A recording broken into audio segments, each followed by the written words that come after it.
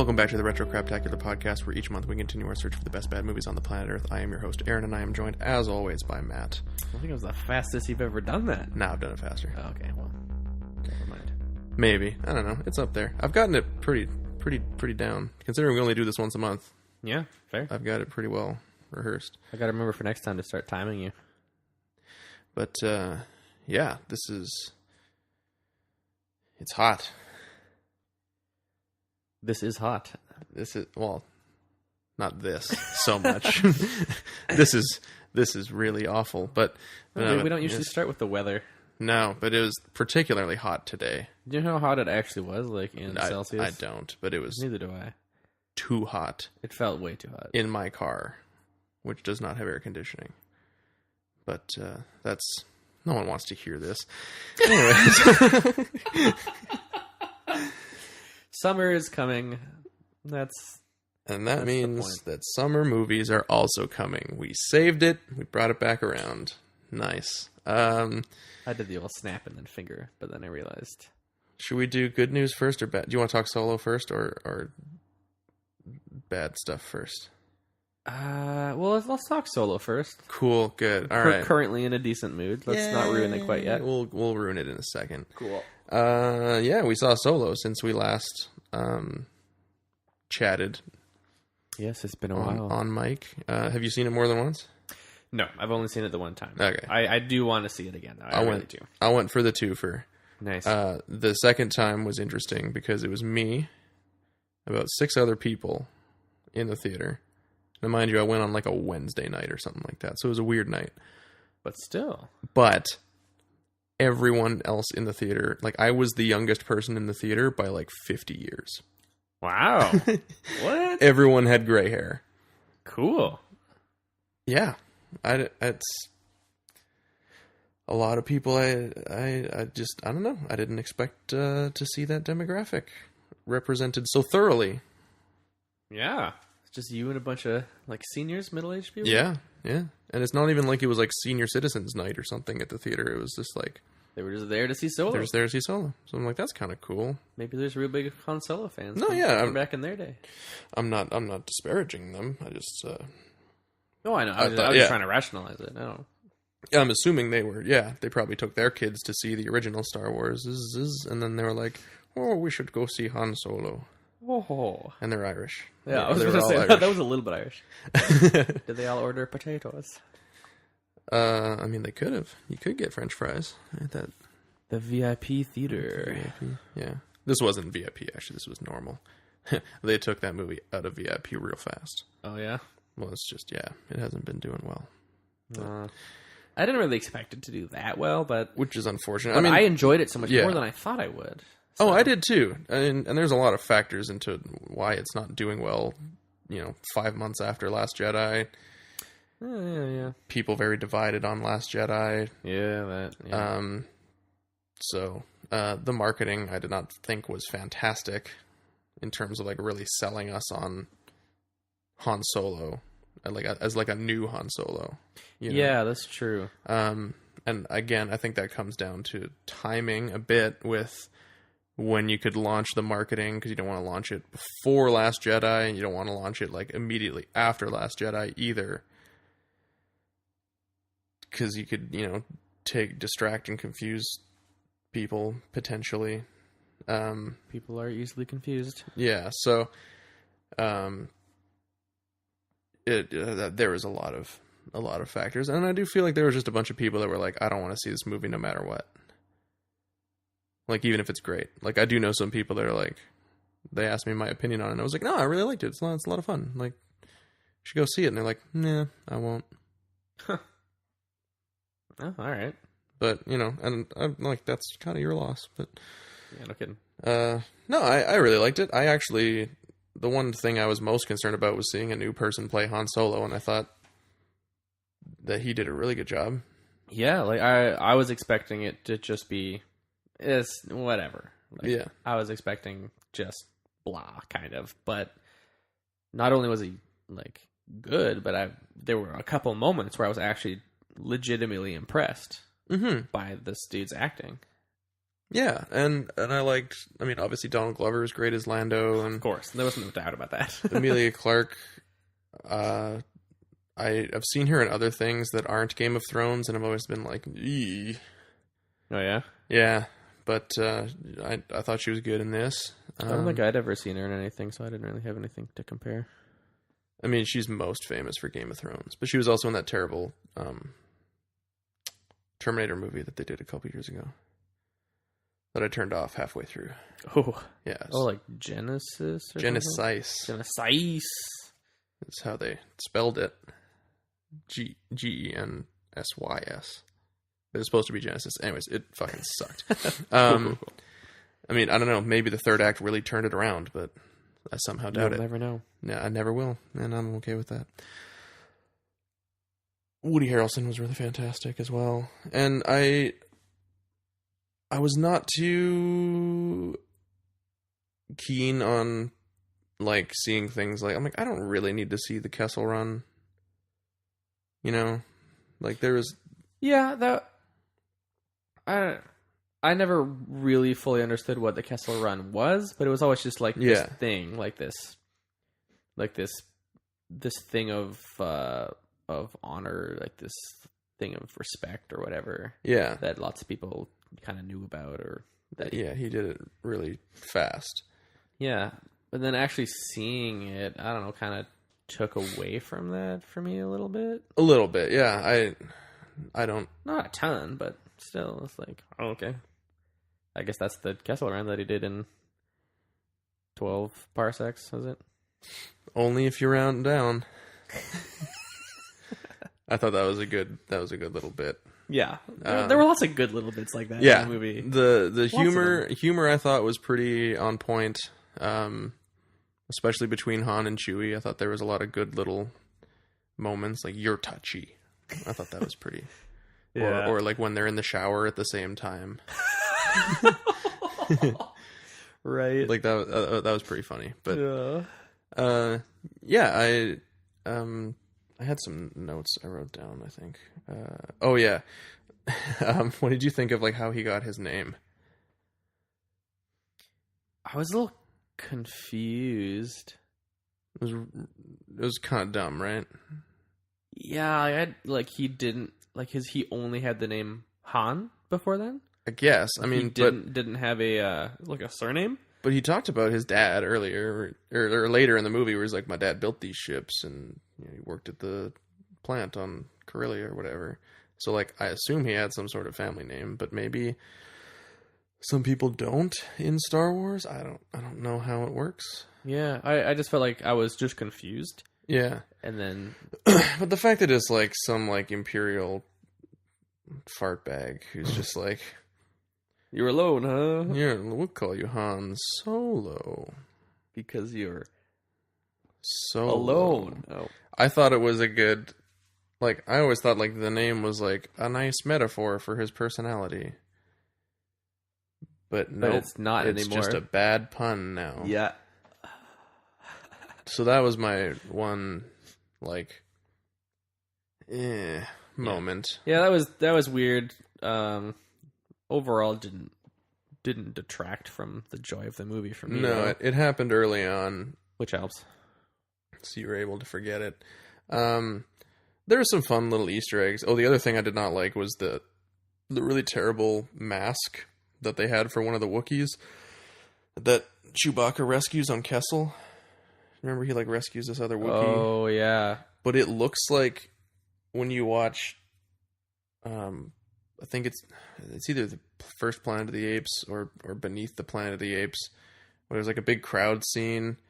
And you just like, if you look at like the background extras, they're all wearing these like dead-eyed, like pullover, like rubber masks. They're like, boo, like really stupid looking like ape faces. And that's kind of what it reminded me of. Or like an off the shelf, like Sasquatch costume or something that they needed for like another Wookiee. They just made it look real cheap and stupid. It made me think of Chewbacca's dad from the holiday special.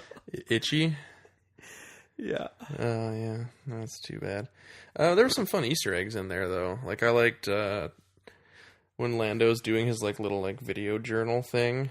he mentions like the moon of Sharu, which is from one of the Lando Calrissian books. Oh. And there's like something from the cover of Han Solo and the Lost Legacy. There's like this crystal skull in the background of like Dryden Voss's room. Cool. I thought that was kind of neat. But when Kira beats the crap out of the Pike guy on Kessel, and then L3's like, "What's that?" And she's like, "It's Terras Cassi. Dryden taught me." There's that video game for the original PlayStation. I don't know if it was a fighting game called Masters of Terras Cassi. Oh. Do you remember that? No. Oh, okay. I thought that was a fun little like wink to like the hardcore sweaty Star Wars fans that would recognize that, which I immediately did. As you started sweating buckets. Yeah. That's really cool. I thought that was fun. But we gotta, before we stop talking about Solo, we do have to talk about, should we issue a spoiler? I mean, it's been out for a long time, and apparently everyone stopped watching it by now, but I guess we'll say spoilers. Darth Maul shows up at the end of this movie. Mm-hmm. And as far as spoilers go, it's like, he doesn't do anything. It's all over the internet, too. Oh, yeah. True. At this point. Yeah. I feel like at this point you either know or you don't care. Yeah. How did you think that was a weird inclusion? Yes. It happened, and I was really surprised. Yeah. But I also knew from the flow of the movie that the movie was about to end, so this was just supposed to be like a fun little Easter egg thing, kind of. But I wasn't having fun so much as I was confused. Yeah. And then, but I was like kind of on the fence when it happened. And then he ignited his lightsaber. Yeah. And I was like, no, this Yeah. is dumb. There is literally no reason for him to do that right now. I know. And I was like, literally 5 minutes before that, I was thinking like, oh, this is probably going to be the first Star Wars movie with no lightsaber. That's pretty cool. Nope. They had to shoehorn one in.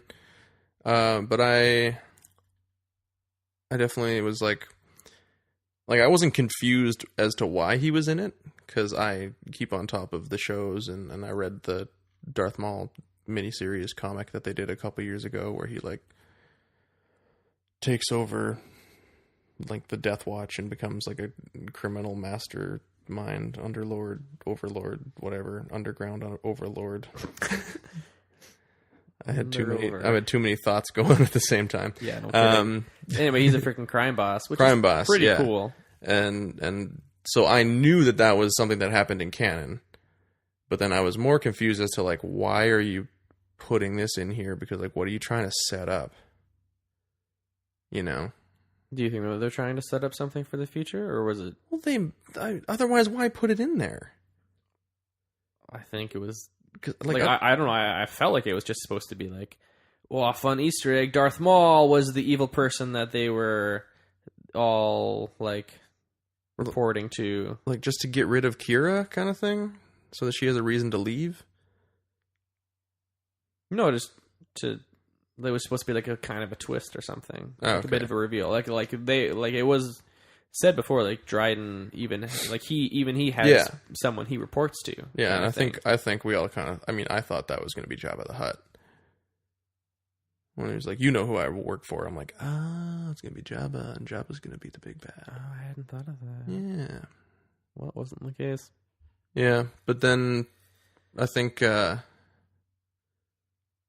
Yeah, because like I took that to mean like, okay, so this is obviously planting something for a sequel, which I would kind of be interested in, but you can't have Han Solo ever meet Darth Maul, because in A New Hope, he says, I've flown from one side of this galaxy to the other, seen a lot of strange stuff, but I've never seen anything that would make me believe that there's one all-powerful force. Yeah. And so you cannot have him interact with Darth Maul, like in any way, or else that kind of ruins that. But I think like if they're trying to set up a sequel, too bad, because I don't think we're going to get one at this point. I would like one. Yeah, like cool. I at the end of this movie, I was like, you know what? I would watch just another movie with this, because I really like this cast. Yeah, it was a lot of fun. And I really want to see, like, what other kind of adventures they get up to. And I think there's room there, because, like, a lot of people were complaining that, like, oh, at the end he does do the right thing and gives the hyperfuel to the rebels. And is, kind of, it, like, mirrors the same arc, and he's not, like, the jaded guy that we meet at the beginning of A New Hope. But I think there's a place you could take the story where, like, he does meet up with Kira again, and then she ends up, like, betraying him or something, and either he has to kill her or whatever. There's some sort of, betrayal or heartbreak there, and that could be the thing that, like, tips him over the edge into being that. Yeah, I definitely had it in my mind when I was watching the movie that he might have to kill her. Yeah. And that would be really important to his character. Didn't happen, but there was elements of betrayal there anyway. Yeah, but there is always kind of this, like, showboaty element to Han Solo, where he's, trying to talk himself up to be, bigger, larger than life, or badder than he is. Yeah, even in the original movie, I think so. Right? Like, so when she says, like, I know exactly who you are, you're the good guy. And he's like, no, I'm not. I'm a terrible person. I'm like, well, like, I don't think, Yeah. I don't think that actually takes too much away from his character. Yeah. Because he's the guy who will do the right thing in the end. Right? Like, he has a chance where he can, like, take the hyperfuel to Dryden, betray everyone, betray Enfys Nest and get his money and go home. But he chooses to do the right thing. Just like when he takes his reward at the end of A New Hope, and then he decides, like, you know what, now I got to go back and help my friend. And then he goes and saves Luke. Yeah, totally. So, I don't think it undermines his character too much, but no. I wouldn't say so. It's good. I'm torn between my feelings on how it's performing at the box office. Part of me is like, it's too bad, because this is a really fun movie, and I think a movie that a lot of Star Wars fans would like and could get behind. And it's too bad that they're denying themselves of that. But then there's also a part of me that's like, well, if this doesn't do well, then maybe Lucasfilm will take more risks and do things with new characters or lesser known characters, and not just rely on name recognition, which could be like a lot of fun. Basically, I hope this kills the Boba Fett movie that's been rumored. Oh, I did not know that had been rumored. Yeah, don't want it. No, don't want it at all. Although I did see a tweet that someone put out, because it was the guy that directed Logan is rumored to be attached to the Boba Fett movie. Oh. And I'm like, no, like, I don't care. I love Logan, but I don't want to see Boba Fett. But then someone tweeted at Lucasfilm, just give the Boba Fett movie to Taika Waititi, you cowards. And I was like, oh, yep. Would definitely watch it then. Yep, absolutely, 100%. Wow. Do it, fucking do it. And then someone made fan art of Taika Waititi in the Boba Fett armor. Oh my god! And I was like, it was perfect. It was perfect. He's he's age appropriate. If you were to do it after Return of the Jedi, he's age appropriate. He's a New Zealander Maori guy. Yeah. Perfect. Wow. I absolutely want that. and step away. Give him Boba Fett and then step away. Do not nitpick every little thing he does. Yeah, I would 100% watch that. It'll never happen because Lucasfilm are cowards. Mm-hmm. And they seem to have to micromanage their directors to death. And I think also part of the behind the scenes drama is what contributed to to people not turning out for Solo as well. Oh, So I hope they've learned that lesson as well, where it's like, you know what? These things will work out better when you just leave your directors to do their thing. That's what works at Marvel. It can work here too. It should work here. There's no reason it shouldn't. Yeah. Well, I guess we'll see with what happens in the future. Yeah. So, overall, Solo good. Also, overall, Star Wars fans bad. Oh, yeah. So, I got a thing. I'm gonna get on my soapbox for a second, if that's okay with you. Oh, yeah. Just let me cough. All right, soapbox engage. So, Kelly Marie Tran, who played Rose in The Last Jedi, left Instagram and Twitter, basically, I guess, just all social media last week. It closed down her accounts. Deleted all her photos from Instagram, and yeah, just like radio silence, basically. Why? Because she got like harassed, death threats, racist comments, all from people who hated The Last Jedi and didn't like her character. What? Yes.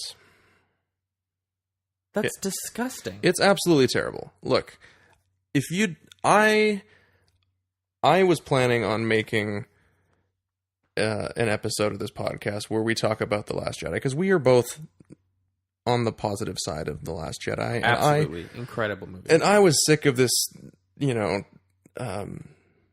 hatred, towards this movie, and people calling Rian Johnson an idiot, and Disney for ruining the franchise, because I think it's easily the best of the new and one of the best overall. And so I was like, you know what? The pro Last Jedi camp needs, a voice that's going to be as loud as all the naysayers. And so I was just going to make a thing where I called everyone who didn't like it an idiot and explain why. And you know what? I'm not going to do that now. Because here's why. If you don't like a movie, that's fine. It's a fucking movie. Yep. Get on with your life. That's a good way of looking at it. Like, I don't care if you think The Last Jedi was the worst installment in the franchise. To me, my opinion on that is, well, that's your loss. Yeah, that's a good way of looking at it.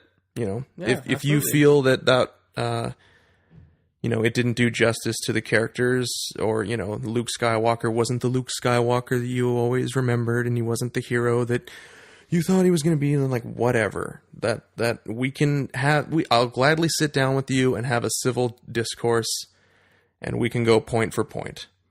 Okay? Like point, counterpoint, and talk about our feelings on the movie in a civilized manner. But if you are such a butthurt, petulant man-child that the only way you know how to express your anger is to harass a woman on the internet until she leaves social media, then fuck you. Yep. I don't want you to listen. And if you have a problem with that, shut this podcast off. I don't need your downloads. I don't want you to listen to this show, because you're not a Star Wars fan. You're just a fucking bully. Yeah, I can't believe, I had no idea that this had happened. And I'm so shocked and appalled that people did this. I feel like, I don't know to what extent this is true, but it seems to me, and I heard on another podcast I was listening to, that the large majority of these Star Wars fans that have such a huge issue with The Last Jedi are actually just sexists. There's a lot of that. Racists. There was a lot of that. There was some white supremacist groups that organized comment raids and stuff like that. Oh boy. On her thing, because they didn't like the fact that an Asian woman had a leading role. And that's the issue that they had? Yeah. And look, if that's the issue that you had, then fuck you, you're a racist. Go suck a dick and die. I don't fucking care about you. Yeah. You piece of human garbage. But if your issue is oh, I don't like the way Luke Skywalker, he wasn't the hero that I remember from Return of the Jedi. You know what Luke Skywalker would never do? Like, sit behind his computer and fucking harass someone over a movie, over something that they had no control over. Yeah. Like, Luke Skywalker would never encourage this behavior. So, you're also a piece of shit if you engage in that. Like, get the fuck over it. Absolutely. There's three great Star Wars movies from, the 70s and 80s. You can go watch those. You don't have to watch the new ones. You can just sit in your home and be bitter over Disney ruining Star Wars if that's what you want to do. But, like, if you're going to harass someone who, like, probably booked their dream job. Yeah, no kidding. Who doesn't want to be in a Star Wars movie? Exactly. It's fucking ridiculous. So, and especially who... I can't even imagine being in a Star Wars movie, but being able to be a woman in such a huge franchise as Star Wars as a strong female character. Yeah. Like, that's incredible. Like a woman and a visible minority. Yeah. And yeah, I just it's enraging. Yeah, and rightfully so. Is there anything we can do for Kelly Marie Tran? That's what I'm thinking right now. Oh yeah, no, there was a hashtag going around that was like strength for Rose or something like that, or like fan art for Rose. There was all these people like posting fan art of Kelly Marie Tran and stuff. So I don't know. I think the best way you can support Kelly Marie Tran indirectly is just be a decent person on the internet from now on and call out people who are being assholes. Yeah. And if you see comments like that, like report them to Facebook or Twitter or Instagram and check the hate speech box, because there's options for that. Good. So, I'd say that's the best way you can do it. And yeah, I don't know. I'm so sick of like the venom in this fandom. It's just, and it's always, the loudest voice always wins out, and it always seems to be the negative voices that are the loudest. Yeah, well, in this podcast, it's the positive voices that are the loudest. Oh yeah, we're Team Rose, 100%. Absolutely. Great character, well acted. Yeah. And she seems like a wonderful human being.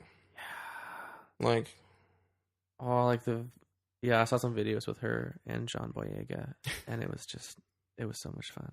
Yeah, but I mean, like, this isn't new. Like, when, we saw the first trailer for The Force Awakens, people were pissed off that there was a black stormtrooper. Like, it's just... Really? Yeah. Wow. Again, it's like, it's just racists and sexists. Yeah, there's a lot of that going around. Which, like I said, means that they have no, they don't get a say.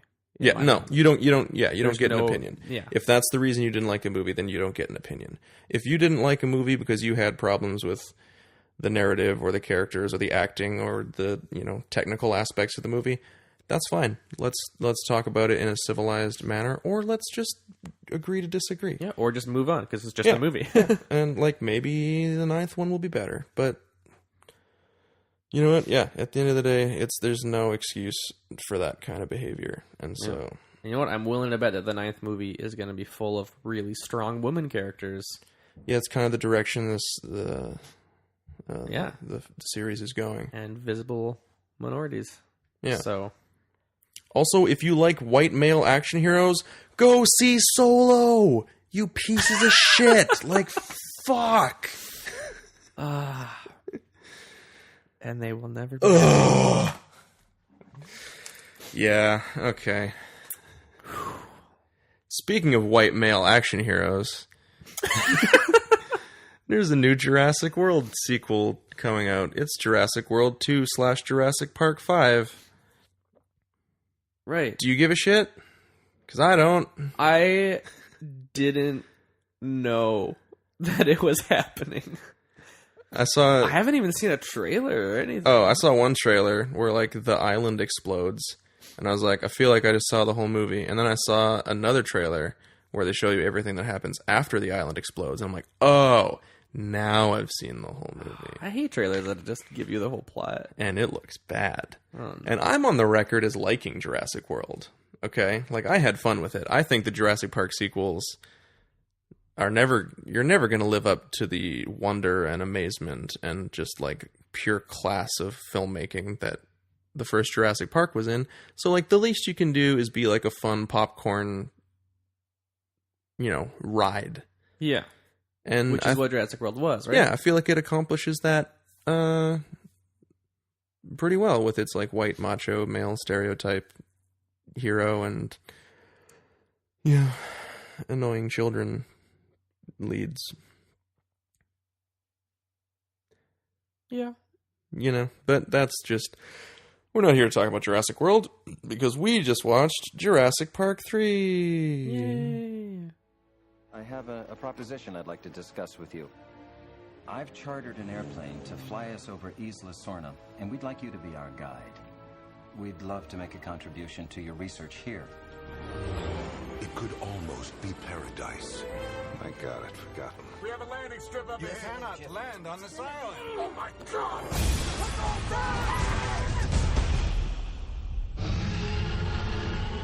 But in this forbidden place, where man has tampered with nature, This is how you make dinosaurs?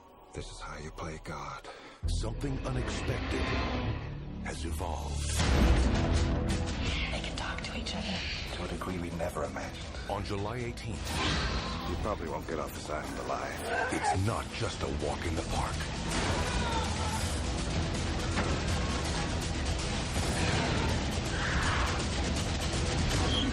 They set a trap. They actually set a trap.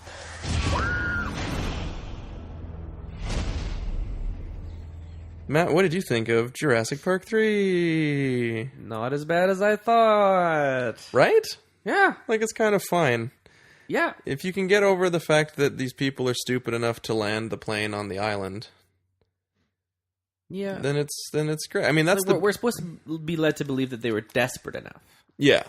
to do it. Which, like, okay, I guess. It's dinosaurs. Yeah. They're immediately attacked by a dinosaur, a real big one. I mean, that's the issue with all of the Jurassic Park sequels is why are these people putting themselves into this situation? Like in the first one, they had no idea what was happening, and that was part of the amazement. Is like at first it's like ooh ah, I think that Jeff Goldblum has a line in The Lost World. He's like ooh ah yeah, that's how it always starts. But then later there's running and screaming. Yeah, that's right. Oh. And so, with these ones, it's always like, no, you're willingly putting yourself onto the island with dinosaurs, so this is kind of your fault. Yep. Yes. But that being said, I don't think it's... Look, it's probably the worst of the Jurassic Park sequels. I think number 2 is better, just by... the fact that Steven Spielberg made it, but it has some really good sequences. But this is like, again, it just needs to be a fun summer action ride kind of thing, right? Where so people get chased by dinosaurs, excitement ensues, we're all scared that they're gonna die, and then they don't. But you kind of already know who's going to die and who's not. Yeah, it's the guys with one name. They're all gonna die. Oh, yep. Yeah. It's all the ones that aren't name actors. Yeah. Yeah, so like basically the plot, we can get through this pretty fast because there's not a lot of it. Yep. Is Alan Grant is a jaded paleontologist digging up bones in Montana, run out of money because I don't know how paleontologists make money in the first place because like who cares kind of? Like it's not Some people do. No, like, sure, like, when he's, like, talking to Ellie about, like, oh, man, we're learning so much about raptors, like, you know, they're so intelligent, they're smarter than dolphins or whales or primates. I'm like, cool. How is this information useful to today's world? Right. You know, that was kind of like, who's paying you? Like, at the end of the day, someone just has to be funding them out of curiosity. I guess so. Like, I feel like there's very little application to the study of dinosaurs to understanding.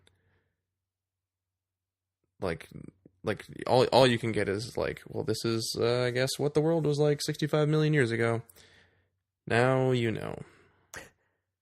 Moving on. Moving on. We have an oil crisis, you know, that sort of thing. Yeah. Which is what dinosaurs turned into. So yeah. So there's that. So he's running out of money because A, who cares? B, there's an island with living dinosaurs on them, so everyone's kind of over bones. Yeah. And so then William H. Macy shows up and he's like, hey, Dr. Grant, me and my wife are adventure tourists and we've booked a flight on the moon. And and we've climbed K2 and shit. Anyways, so we're going to fly a plane over Isla Sorna and we'd like you to like come along and point out some dinosaurs to us. And he's like, nah, that's not a good idea. And they're like, we're going to write you a huge check. And he's like, you got it. Here we go. I can put all kinds of numbers on this check. Ones. Twos. Threes. Hear me out now. Fours. Fives. Endless possibilities of numbers and combinations. Marbled meats. Marbled numbers. It's a Brian Regan joke that we stole. Go look him up. He's great. Yeah, it's pretty good. And so then he's like, yeah, all right, cool. So then like him and Billy, his like womanizing protege, Yep. are on the plane with the Kirbys and their like hired mercenary friends, and they're like flying over the island, and they're like, do you see anything? And they're like, no, not yet. And he's like, what are you talking about? There's so many dinosaurs down here. There's a Brachiosaurus herd. Yeah, and then they're like, we got a landing strip, we're gonna put it down. And he's like, whoa, no, you can't do that. And then someone named Cooper punches him in the back of the head, and then they land the plane while he's unconscious. And then they get attacked by a Spinosaurus, and they crash the plane. They get attacked by a Spinosaurus, and then they run away. And they get attacked by a Spinosaurus, and they run away towards a T-Rex, and then they get chased by the T-Rex, but then the Spinosaurus shows up and fights the T-Rex, and then they find... my second favorite part of the movie. Yeah, that was pretty cool. And then they find the son's parasail. Oh, right, so their son is missing on the island because he went parasailing. Yeah, they were actually lying. And got lost, yeah. Lying about why they were going there. I skipped over that. Yeah. Their son. That's the first scene in the movie, is the kid is parasailing with like the wife's like new boyfriend because they got divorced. And then like you're led to believe that something, probably the Spinosaurus, because it can swim, kills the people on the boat that's taking them parasailing, and they have to like unhook and fly into the island, onto the island. Onto prepositions. So tricky. But anyway, so they find the dead boyfriend and the parasail, which they keep for later. That's important. Remember that. The dead boyfriend? No, the parasail. Just the way you worded it. Just being cheeky. And they find a raptor nest, which is also important to remember for later. And then they find a building, and then they're chased by some raptors, and they escape. And then they get split separated. up, and Alan Grant finds the kid, and they're chased by the Spinosaurus. And then they go into the thing with the pteranodons, and they're chased by the pteranodons, and they're chased by the Spinosaurus again once they get on the boat, and they go down the river. Look, long story short, they get chased by dinosaurs a lot. And then they get off the island. Yep. All right, so thanks for listening to the podcast. Yeah, well, that's the breakdown. That's the short version of it. But let's unpack this a little bit. What were some of the bits you liked? You know what? I made 3 notes while watching this movie. Great. I made 1 note. Oh, you got me beat. The rest I got up here Oh, I on see. my brain. No, I don't have anything in my brain. I've seen this movie many times. No, I see. I got the VHS for Christmas, the year this came out, Oh, cute. and I watched it 3 times that day. Nice. 3 times in one day. Hell yeah. Hell yeah. To be a kid again. Hell yeah. That's awesome. Anyway, yeah, I didn't make a whole lot of notes. The parasail that the guy is using says Dino -SOAR. Dinosaur. Yeah. And I hated that. That's terrible. That's great. And why? What a pun. Because you're soaring. No, but like why is that a parasail? Is that a brand in this Jurassic Park world, or like No, I think it's the name of the company that does the tours. oh, that's a regular thing to go parasailing near that island? Kind of. I was wondering about this too, because it starts with the best main title sequence ever, where the title Jurassic Park comes up, and then 3 claws slash right through the middle of it, and you get like a jagged metal thing going on, and then you fly through the slashes to the opening scene. Which is awesome. It's so cheesy. By the way. Oh dear. But then yeah, the guy's got, like, you see a plane flying over, and the guy's got binoculars, and he's waiting until the plane goes. And he's like, all right, we're good. I assume it's what he says, because he says it in Spanish to his buddy, and it's not translated. There's no subtitles. Yeah. So I'm assuming that he's like, all right, cool, there's no planes. We can go, we can do the thing. And then they start parasailing. So I assume it's kind of like a shady, like, you got to talk to a guy, you got to talk to the bartender at the place, and he's like, go talk to, this guy, and then you go down to the docks. This is a and you're like, restricted island. yeah, and he's like, hey man, do you know this guy? He's like, yeah, maybe who's asking, Oh, dinosaur! I know that. Yeah, but then they've got a branded parasail, so whatever. So I was like, is this a shady thing, or is this a you can just do this kind of thing? Is this like just white people assuming that because it's Costa Rica, you can just do whatever you want? Just do whatever you want. It's like the Wild West. Yeah.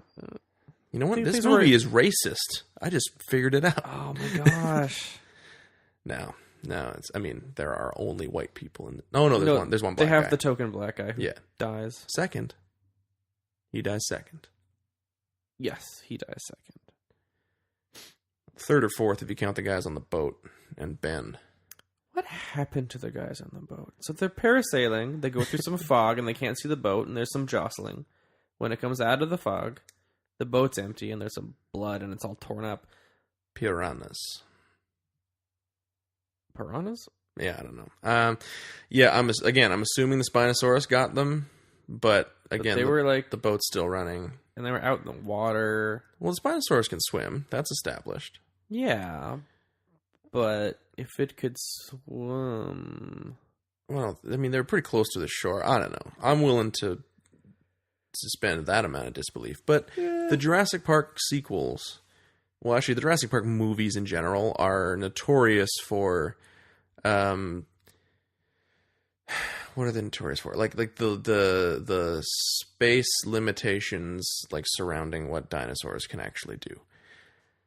Like in the second one, there's like that shot of like the hand still on the wheel of the ship as it like comes into port.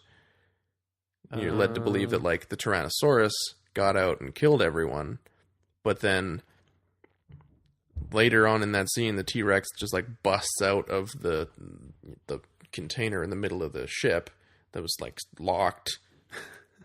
So how did it get into the tiny ship cabin, bite his hand off, and then lock itself back in the thing? Or, there's shots in like, even in the first movie of like the T-Rex's arm just on the fence, and then it like, so that, it's supposed to be conveying the information that, oh, the power is off, so the fences are off. But it's like, T-Rexes don't have that long of arms. Like, how did it get just its arm on the fence and we can't see any of it? There's no way. Yeah. I have a big head and little arms. Yeah, and in this, it's how did the Spinosaurus manage to eat the 2 guys on the boat and trash the boat while the boat still went forward at went basically was still the same speed. driving perfectly fine. Yeah. Yeah. I don't know. And there's probably one of those things in Jurassic World too, but I can't think of it off the top of my head. However, this movie's still kind of fun. Yeah. I like that they were able to get Sam Neill back. I liked him a lot better than Jeff Goldblum in the second one. Oh yeah, I don't remember the second one very well. So I like him. I like him better as a character than I liked Ian Malcolm from the first one. Like I thought he was like a good like secondary character, and then you make the second one kind of all about him, which is I guess that that's what he did in the book as well. But like I liked Dr. Grant better. He's really the protagonist of the first one, and so it's good to see him back. yeah, And yeah, I think there's a couple really good action scenes. I really like the plane crash when the Spinosaurus like takes apart the plane bit by bit, where like first it rips the nose off the plane. Oh, that's the other thing is like the nose of the plane gets ripped off and you don't see the dinosaur anywhere. no, Like you see its eye pop up and then it goes down, and then the front of the plane gets torn off and it's like there's nothing there. there's nothing there. And the two guys are kind of sitting there like dangling in their seats trying to get out, and then the Spinosaurus comes in and bites the guy and pulls him out. But the rest of that, I really like it when it's, they're inside the plane and it, like falls out of the tree and it's like rolling it around and then they gotta run and yeah, it was fun and it was tense. It's got good set pieces, I think. The best one for me is the bird cage. Yeah, that was fun. That is like set up really well with the fog and the tension where like you don't know what's going on at first, and then you see him like picking up the bird shit, and he's like, "Oh my god, it's a bird cage." Yeah. Because if you've seen the poster, like it has the Jurassic Park 3 logo with the Spinosaurus instead of the T-Rex, but there's like a shadow of a Pteranodon. Yeah. That was like the famous poster, right? But yeah, just the way it's set up where like, they're crossing one by one, they disappear into the fog, and then the kid's going, and then like when he's like halfway across, you see the thing like rattle, and then he said, he's like, "What?" Alan on the other side, and he's like, "Oh my god, it's a bird cage." She says, "For what?" And then you just see the head of the Pteranodon like coming through the fog, and so good. Yeah, I liked it. Really well done. And that's when Billy uses the parasail to like sail around and rescue Eric, who's the kid, by the way. Oh yeah, yep.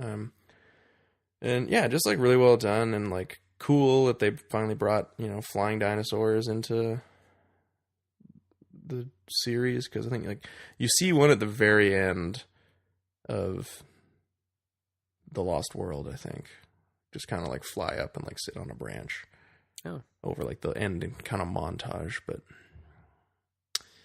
yeah, that for me is just like a really well executed action scene. Really really well shot, really well paced. And I like the set design of that bird cage a lot. Yeah, it definitely stands out as like the best part of the movie. Mm-hmm. The riverboat scene is all right too, where the Spinosaurus attacks them at night and they set it on fire. Yeah, it's pretty intense and pretty stressful when they're in that cage and getting pushed underwater. I forgot that was the last scene though that had the Spinosaurus in it. Oh yeah? Yeah, I always thought, because like watching it now, I was like, that's kind of an anticlimactic ending for the Spinosaurus. Yeah, I guess so. Like it's been the main antagonist. But it doesn't really get an ending. No, it doesn't. It just runs off into the jungle. Yeah, it's still there. Yeah. Waiting. And then like the final like climactic thing that happens is they get cornered by the raptors because it's revealed that Billy stole a couple of their eggs. Yep. In one scene, and then they have to give them back. And then they do. and they survive. Yeah. We don't sound very enthusiastic on this movie. Well, again, like, it's not that it was great. But I It's just that actually it wasn't crappy. no, and I enjoy it actually. I think quite a bit. I think a lot of that has to do with I watched it a lot as a kid. I have a lot of nostalgia for it. It's the first Jurassic Park movie that I was able to see in theaters, which has a bit to do with it. And then, like I said, I watched it 3 times. Yeah, when you first got it on Christmas Day, which was dope. But yeah, I don't know. I watching it now, I'm like, it's just fine. Yeah. It's definitely not as good as the first one. But I don't know if it's craptacular either. No? Well, maybe it is. The parts that are good aren't good because they're so crappy, though. No, it's true. And I don't. Is there anything in this that's exceptionally bad? Like that stands out as like that's really terrible. Like I know the go-to thing is always people always bring up this movie is the talking raptor. Yeah, when Alan. when Dr. Grant's having a nightmare and he's sleeping on the plane. Yeah. And then there's all of a sudden there's no one in the cockpit and he looks beside him and there's just a raptor there and it says Alan. But I thought that was hilarious. Yeah. It's really he's having funny. a nightmare. Like, yeah. Because like it could be anything that the director wanted it to be. Exactly. He's having a dream. And it would make no sense that somehow a raptor got onto the plane. So why shouldn't it talk? Yeah. So and why wouldn't it look stupid? yeah. I don't think that there's anything in this that's like particularly like awful. Like the kid maybe, like he's not a great actor. No. But and like he had been on that island 8 weeks alone, managed to survive, but like he should have been way more fucked up. Yeah, sure. But yeah, I mean that's just kind of that's a bit of more of like a nitpick than like a actual like flaw in the movie. Like is the movie worse because he's not more fucked up? You know? Well, I mean like I don't want him to be fucked up. No, yeah. No, I guess. But I'm just trying to like go through and think like, you know, that scene where this happened, that was bad. And I don't, for my money, there isn't one that's like particularly bad. Yeah, I don't. Maybe like the relationship between the wife and the husband, like them getting like back together. They have a couple of moments where they're talking about like where they're like reminiscing, and that, you know. But again, I don't know if that's like bad. No, it's just kind of unnecessary. I just thought it was interesting. Like when I thought about it, I was like, oh, you know what? I think, and I can't remember number 2 very well, but like. The Jurassic Park movies tend to just like not super overtly. Well, like Jurassic World maybe leans on it a little heavily, but it always has like a little bit to do with just like family issues. Yeah, no, I mean that is true. Like in the second one, his Ian Malcolm's daughter sneaks onto the trailer. Oh yeah, and like hides there until they get to the island. And then, like, they're going there to rescue his girlfriend, and it's pretty clear that she's not his, you know, like, they don't, she's not their daughter because she's black. And there's that. Yeah. They're both very white. So, you know, there's that bit of, like, you know, divorced parents, family dynamic, new girlfriend. Yeah. A little bit. And in this one, it was, like, divorced parents. Yeah, in the second one, or in Jurassic World, it's the parents are getting a divorce. Yeah, and it also has a lot, not just to do like with the kids and their aunt. Like those are the kind of the characters that are actually there on the island, but it seems there's just a lot of subtext between the aunt and and her sister, like the kid's mother. There's like a lot. Yeah, there's yeah. a lot of like sibling like stuff going on. Yeah, she's like learning to be a good aunt, right? Mm-hmm. Yeah, Which I think is nice that they include that. Yeah, and they did in this one as well. Yeah, and the kid I don't think is like like he's not like young Anakin annoying, right? Like, so I don't know. I think maybe the overall flaw in the movie is that it's just kind of middle of the road. Yeah, I guess so.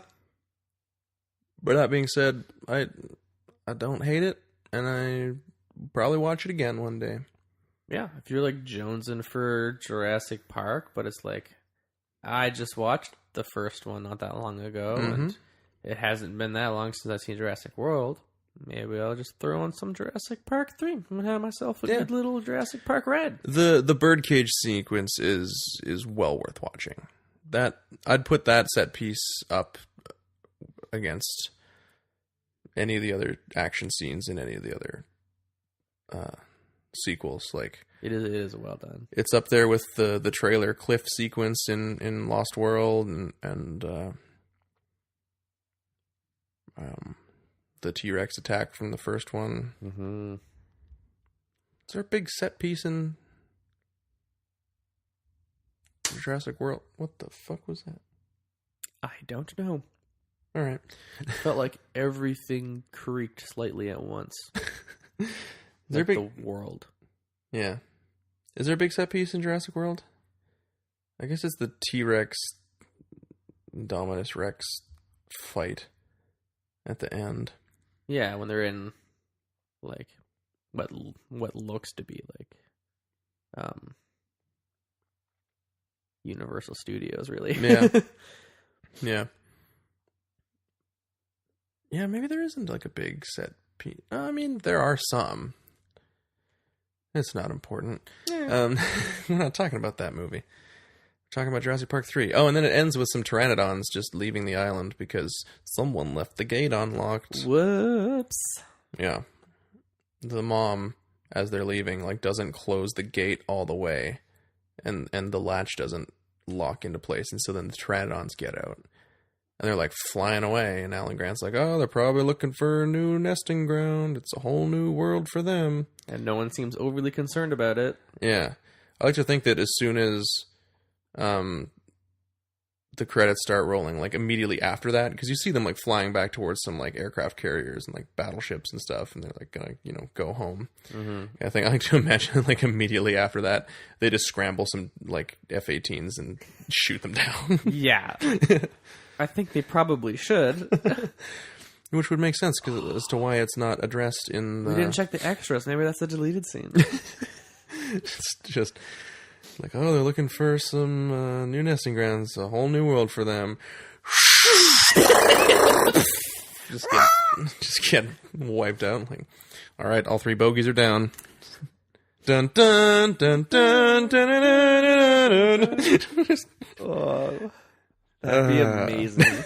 Oh my word. Well, there was that scene in Jurassic World where they're bringing in like the military contractor guys. They're gonna like hunt down the Indominus Rex and like they're gonna like field test the raptors, and they're flying in on a helicopter, and you see one of like the smaller flying dinosaurs like flying next to it, and the guy just like pulls out his rifle and just like and just shoots it, just like blows it away. Yeah. That's right. And I was like, all I could think of in that when I was watching that in the theater was like, I wonder if that's what happened to those pteranodons at the end of Jurassic Park 3. Yeah. Someone was like, ha, nope. Boom. There was some different, there's a totally different script for this movie, by the way. I looked up some facts beforehand that they threw out like 6 weeks prior to shooting. Wow, what? Yeah. 6 weeks? Mm-hmm. It was basically going to be like Alan Grant was, like, he gets lured back to the island to like head up like a new research division. Like they set up like in the old digs on the island, they like, get it back up and running, and they set up this like new research center, and he's like the head of that. And then there's some teenagers that sneak onto the island to make a documentary. Okay. And then I guess, chaos ensues from there, and trouble to bruise, and dinosaurs eat people. Yeah. The usual fare. Jurassic right? Park. Yeah.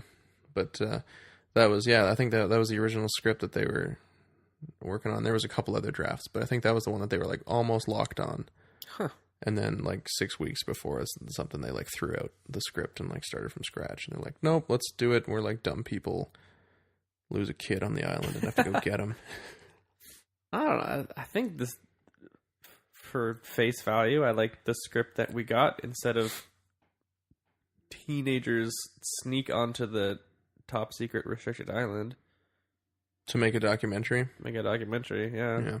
That would be like how they'd redo it now. Like if the sequels, and if they didn't think the brand was strong, and they had like the sequels had all failed, and they're like, oh, we want to try and like reboot the Jurassic Park franchise, but we don't believe that it's worth like $150 million.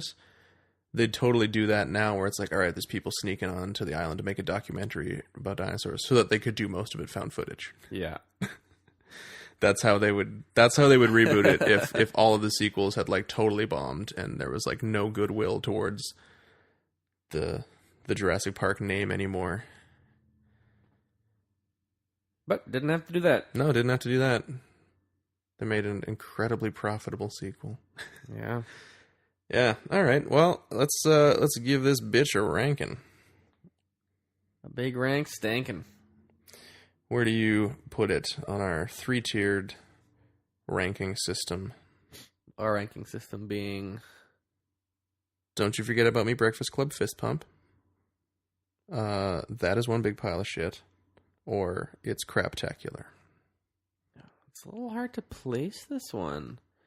As much as I would love to, and kind of expected to, give it the very franchise-appropriate Goldblum line, I'm kind of thinking just... There are multiple big piles of shit in this movie, by the way. Oh, yes. We forgot to talk about that. There's a scene where there's just lots of piles of shit from the Spinosaurus, and they're all huge, and they're all steaming. Like he had just dropped 8 loads at once recently. Very impressive. He probably did. And I thought my bowels were a freaking roller coaster. But Spinosaurus has got it worse. It's always someone who has it worse. It's important to remember that in life. Yeah. I'm going to give this movie just a big old, Breakfast Club fist bump. Nice. I'm right there with you. I'm giving it one of those as well. I think it is, like we said, it's not bad enough to give the one big pile of shit, and it's not like so awfully bad that it's hilarious or enjoyable. It's just like pretty enjoyable. Yeah. So yeah, there you go. Breakfast Club fist pump from me. It's like a low fist bump. Yeah. It's like shoulder height. Yeah. It's not above your head. It's kind of just like, and there's no freeze frame. Really. No, you don't get the freeze frame. You just kind of do it once, and then you put your hand down. You get on with your day. What do you think the Rotten Tomatoes gave it? We should do this part first, but I was having trouble pulling it up on my phone. So Rotten Tomatoes for Jurassic Park 3.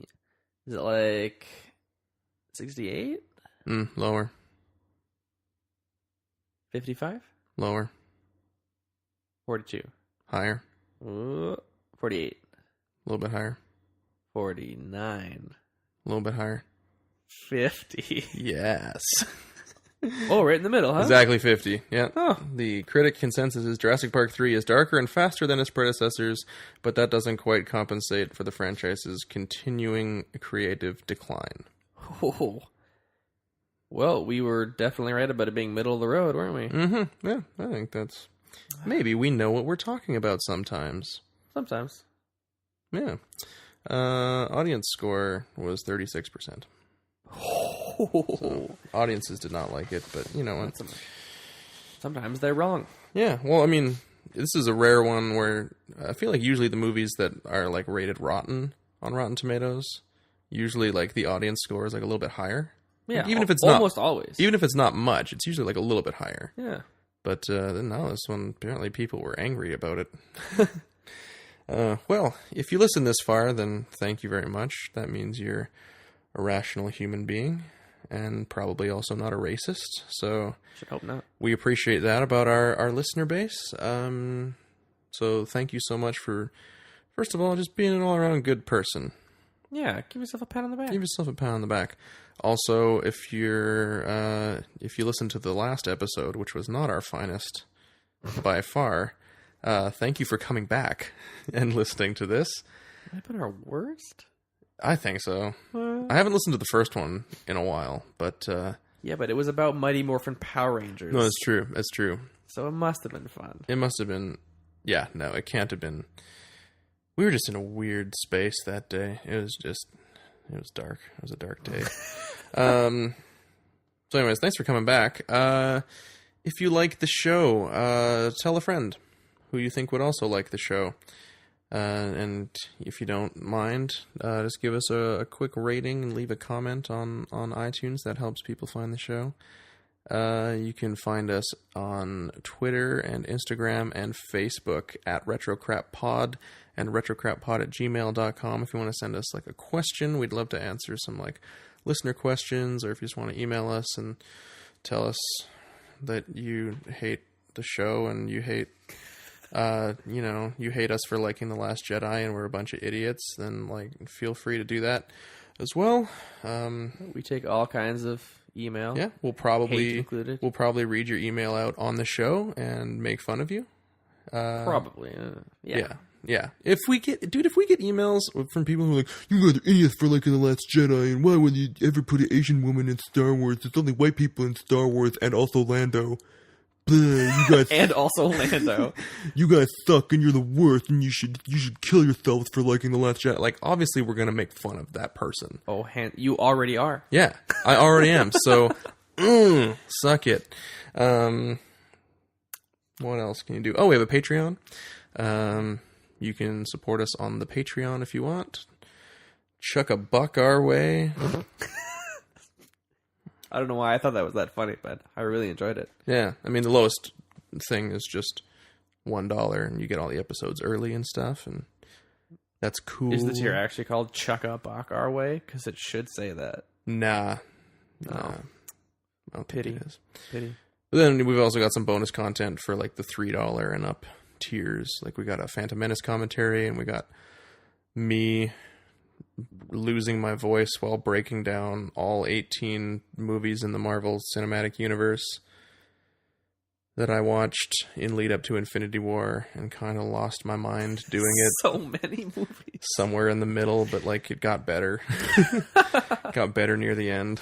Yeah, it was fun. Yeah, and we're working on getting some more bonus content up there soon for those people who are contributing to that. But yeah, just retweet the show when you see it, and if you feel like you want more people to hear it, that's always great and very much appreciated. And I think that's it. Did I miss anything? Nope. Oh, I mean, you can find us on Google Play, iTunes, iHeartRadio, YouTube, basically any podcatcher app will be able to get us. But I assume you know that if you're already listening to the show, but I feel obligated to say it anyways. So thank you so much for listening, and until next time, I will say keep watching crap.